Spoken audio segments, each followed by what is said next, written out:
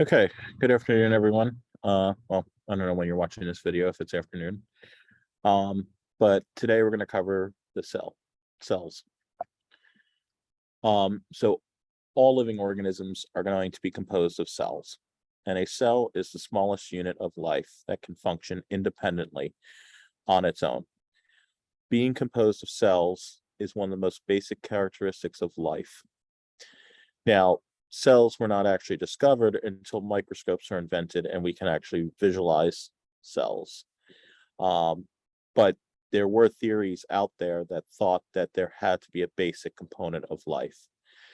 A human being, for example, is not a single cell. It's actually made up of trillions of cells, and that's referred to as a multicellular organism.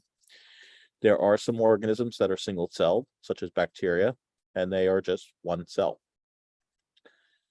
So the cell theory was first developed in the mid-1800s after it became possible to study cells using microscopes.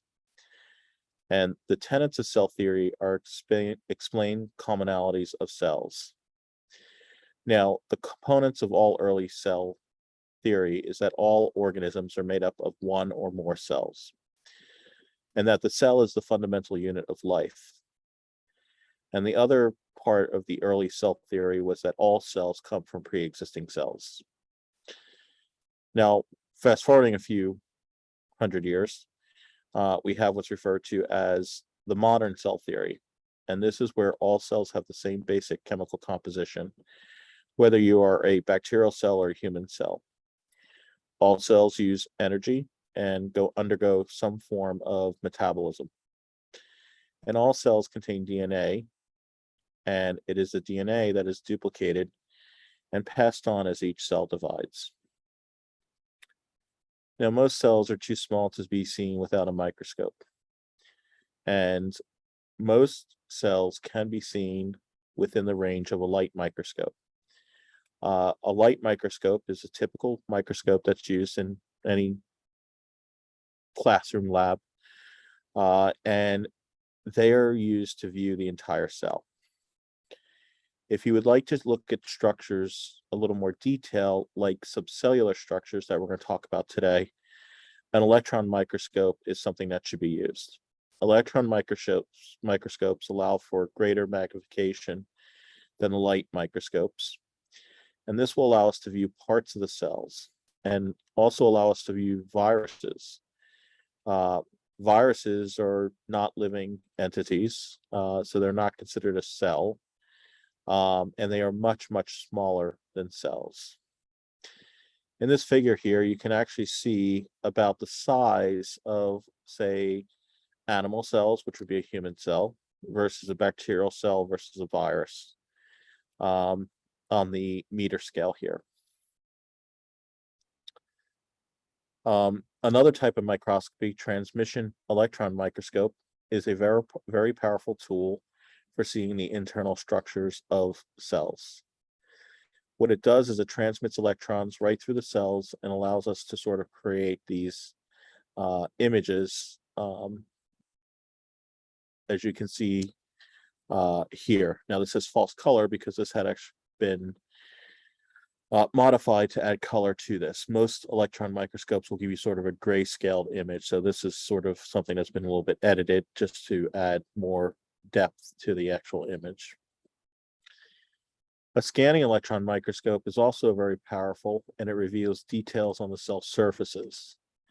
So instead of looking at the internal structures with a transmission electron microscope, here you're looking at the more 3D structure of the cell.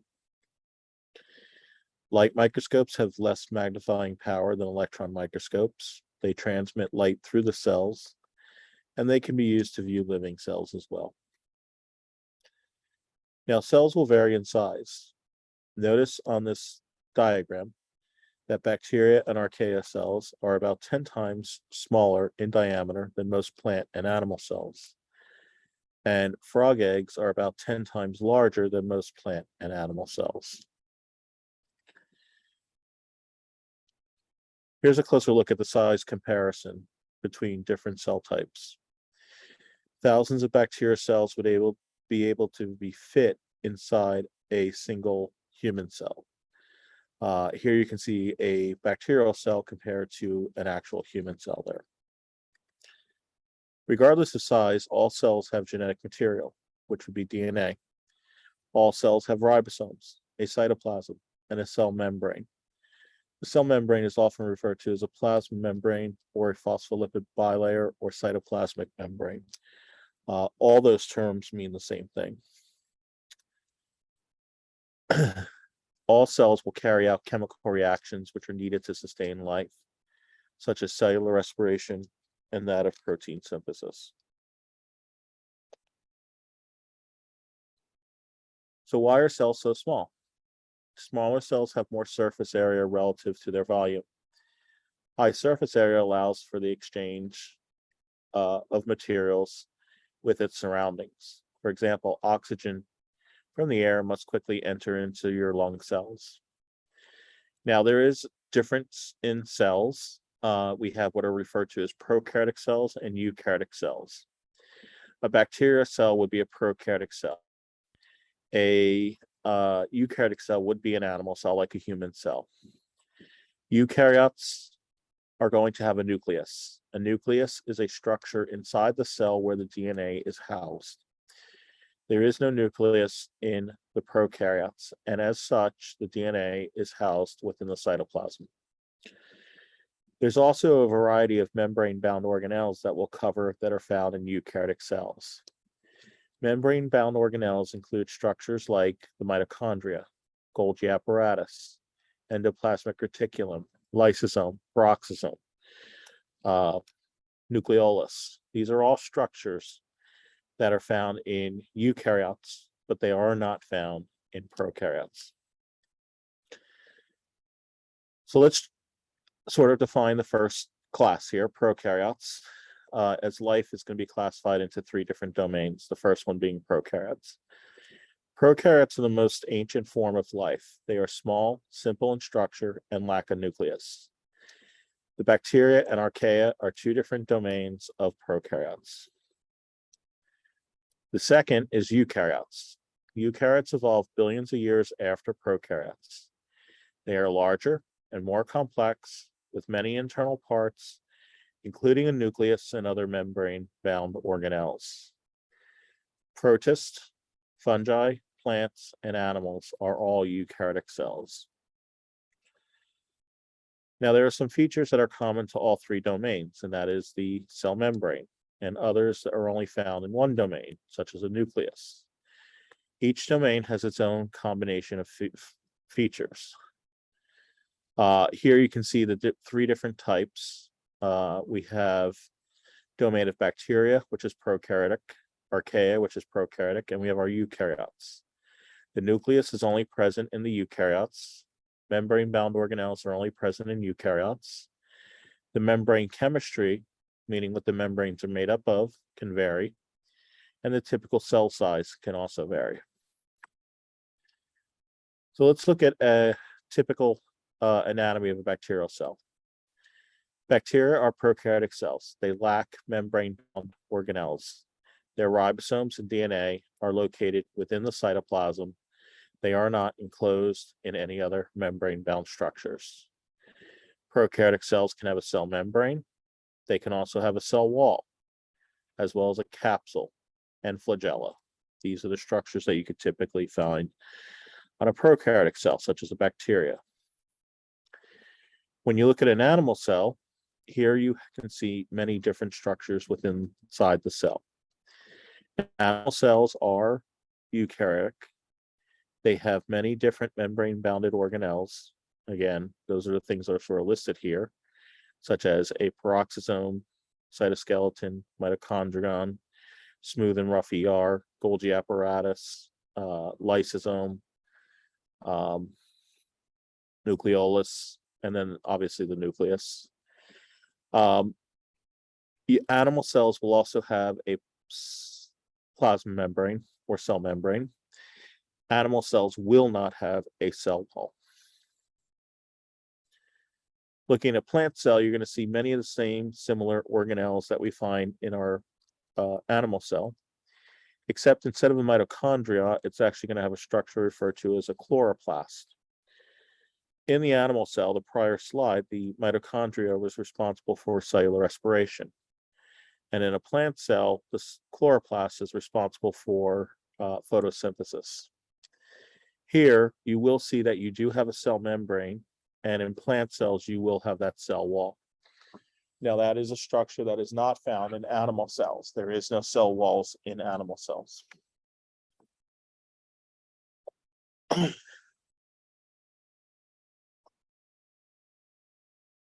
Now, in eukaryotic cells, they typically will divide the labor, and we're going to talk about all the major different components that can make up a eukaryotic cell. First, being the cell membrane. The cell membrane is a phospholipid bilayer, meaning that it's made up of phospholipids, and a phospholipid is going to have two components: a polar head, which is hydrophilic, and nonpolar tails, which are hydrophobic. And here you can see on either side of the membrane, you have the polar heads with the hydrophobic tails on either side in the center. Now, the membrane will surround each cell, and it functions to form a barrier between the cell and the outside world. It also regulates the passage of substances in and out of the cell, and it helps to maintain homeostasis. As I said, the plasma membrane is going to be made up of phospholipids, and a phospholipid is made up of a molecule of glycerol, a phosphate group, and two fatty acid chains. The phosphate group and the glycerol are going to be hydrophobic components, and the two fatty acid tails or chains will be hydrophobic components. Phospholipids are referred to as amphipathic. This is a feature which means that they are both hydrophobic and hydrophilic, meaning they're expressing both the properties. The hydrophilic head is the polar bonds, which are attracted to water, versus the hydrophobic tails, which are nonpolar bonds and will repel water. Because of their chemical structure, phospholipids will spontaneously form bilayers when they are surrounded by water. A phospholipid bilayer is selectively permeable to lipids and small nonpolar molecules. The term selectively permeable means that it is going to be selective or restrictive in what it will allow to pass through the membrane. Oftentimes, cell membranes will contain proteins. Membrane proteins are embedded throughout the bilayer. Different membrane proteins carry out different functions. Some of these membrane proteins can be involved in transport. Some can act as enzymes. Some can be involved as recognition proteins, some as adhesion proteins, and some as receptor proteins. Carbohydrates can also protrude outward from the cell membrane. Chains of sugars are attached to some of the protein and phospholipids in the cell membranes, and they play roles in the cell-to-cell communication. Cell membranes will also contain steroids. An important steroid that's found in the membranes of animal cells is cholesterol. The membrane steroids help to keep the membrane at the right level of fluidity, meaning it's not too soft, but it's also not too stiff. Cell membranes are what we refer to as fluid mosaics. The membrane is neither a solid nor a liquid.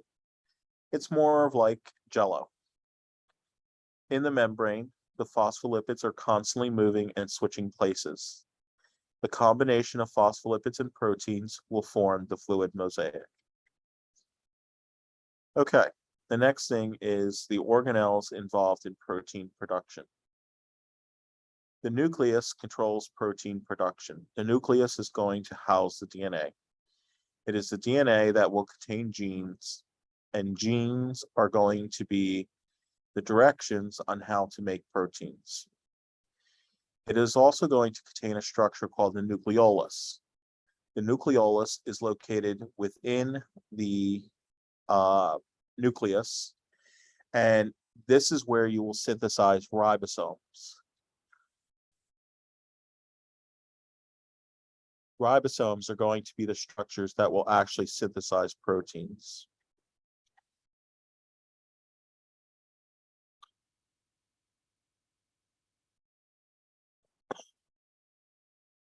So in the nucleus, what's going to happen is you're undergo a process called transcription, where the gene will get read and you will make a copy of that gene.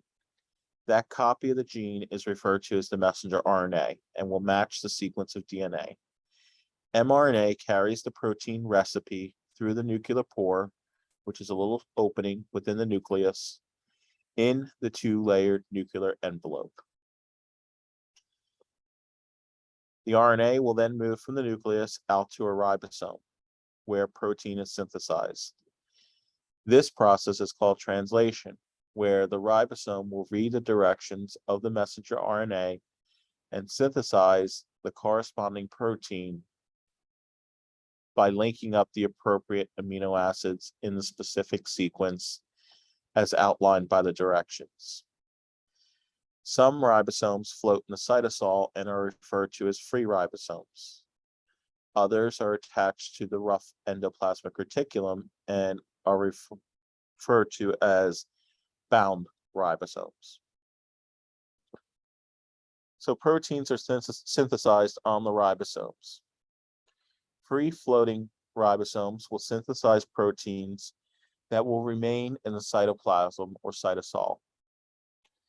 Ribosomes attached to the rough ER will synthesize proteins that function inside of the organelles or outside of the cell, meaning that they either have to pass through a membrane like the plasma membrane, or will actually get integrated into a membrane. So depending on the location of the ribosomes, you'll get the synthesis of different types of proteins. All right, now we're going to look at the organelles involved in protein localization. The endomembrane system moves molecules around the cell. The endomembrane system consists of the nuclear envelope, the endoplasmic reticulum, the Golgi apparatus, lysosomes, vacuoles, and the cell membrane. Some proteins will end up getting secreted from the cell, which means that they will leave the cell. The different parts of the endomembrane system work together to secrete proteins, moving them outside of the cell. So for example, mammary gland cells produce proteins and then secrete them in order to make milk for babies in mammals. Proteins will then enter into the rough ER because it's a secreted protein. It's going to go through the rough ER and not a free ribosome. The secreted proteins will move from the ribosomes into the rough ER, where they are modified and folded to the exact 3D shape. The proteins exit the rough ER in bubbles of membrane called a transport vesicle. The vesicles leaving the rough ER will fuse with the Golgi apparatus, which is a stack of membrane sacs, and this is going to act as your quote-unquote processing center. Proteins leaving the Golgi in transport vesicles will then fuse with the cell membrane. The contents of the vesicle will then be expelled outside the cell, and this whole process of expelling through the membrane outside the cell is referred to as exocytosis. All right, now we're going to talk about organelles involved in cellular digestion. This will primarily be the lysosome, which contains hydrolytic enzymes. Some transport vesicles leaving the Golgi carry enzymes that catalyze the hydrolysis reactions. These vesicles fuse with the lysosomes, where cellular digestion of large molecules can occur. Plant cells will also have large central vacuoles. Most plant cells lack lysosomes. However, cellular digestion occurs in the large central vacuole. which also helps to regulate the size and water balance of the plant cell.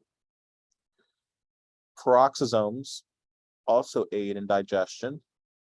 They originate at the endoplasmic reticulum and contain enzymes that digest and then oxidize certain toxic molecules.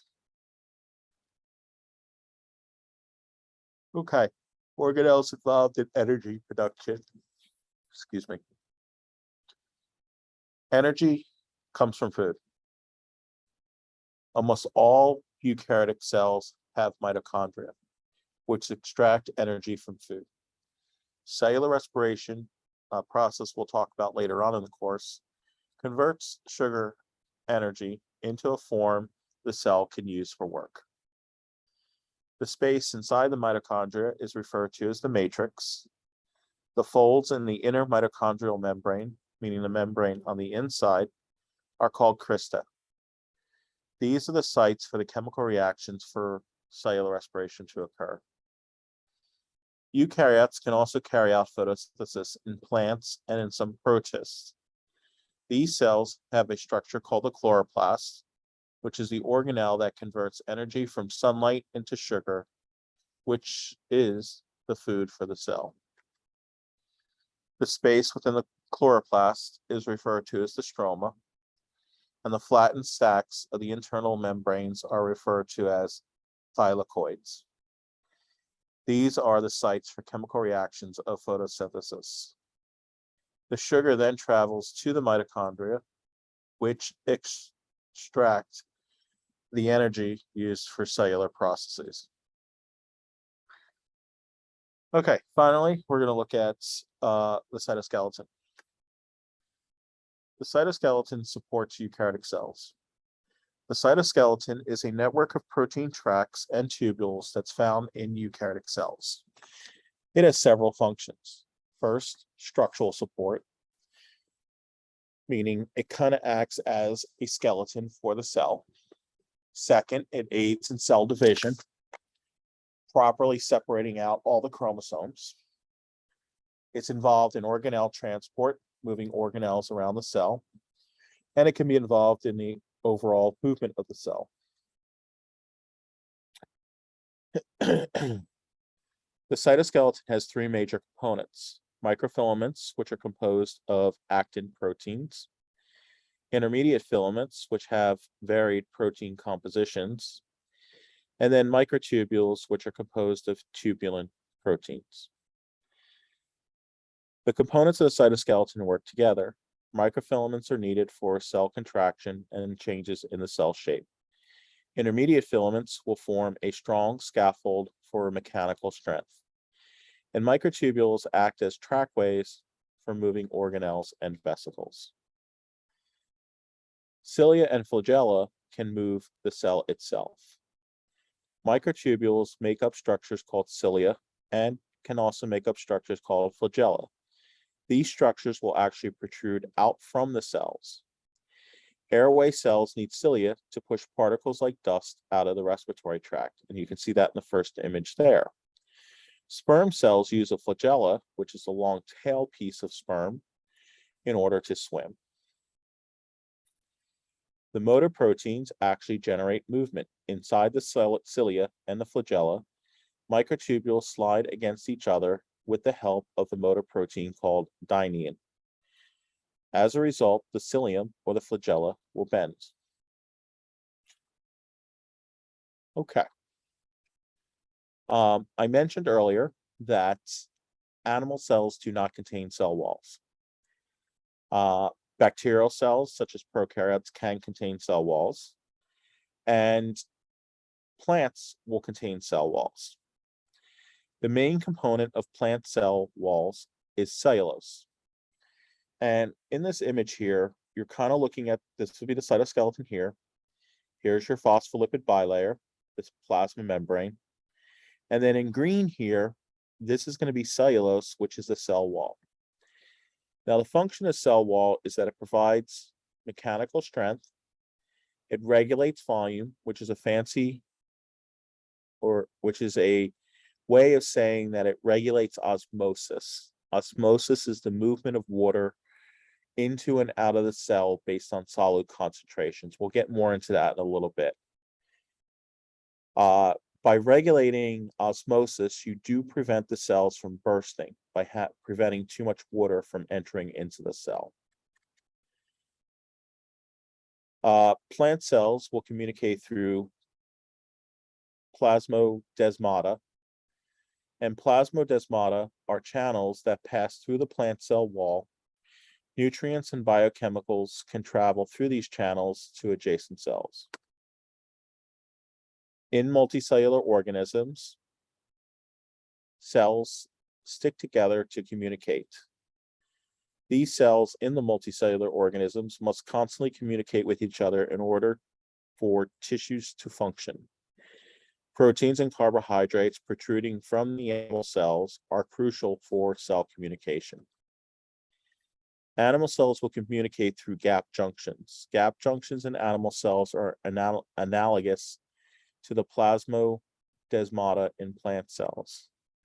In gap junctions, proteins will form a tunnel through the membranes of two neighboring cells, so materials can move through directly.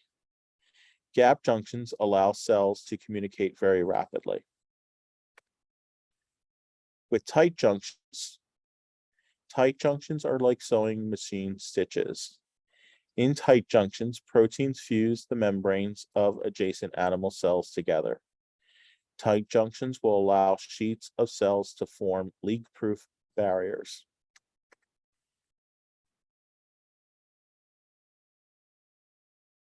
Animal cells will communicate through anchoring or adhering junctions as well. Anchoring or adhering junctions are like rivets.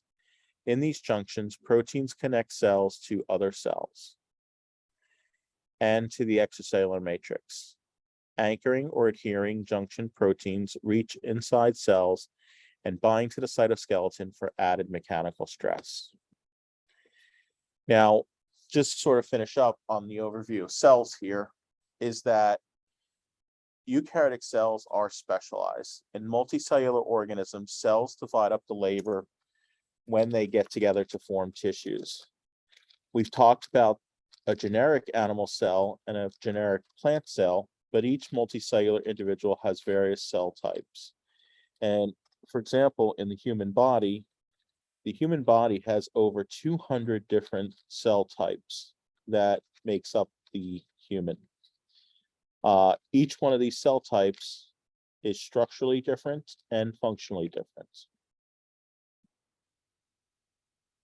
Not all cells are equal. Muscle cells can contract. They look very different from neurons, which can transmit electrical impulses.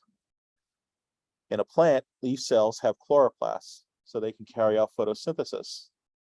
But underground plant tissues do not.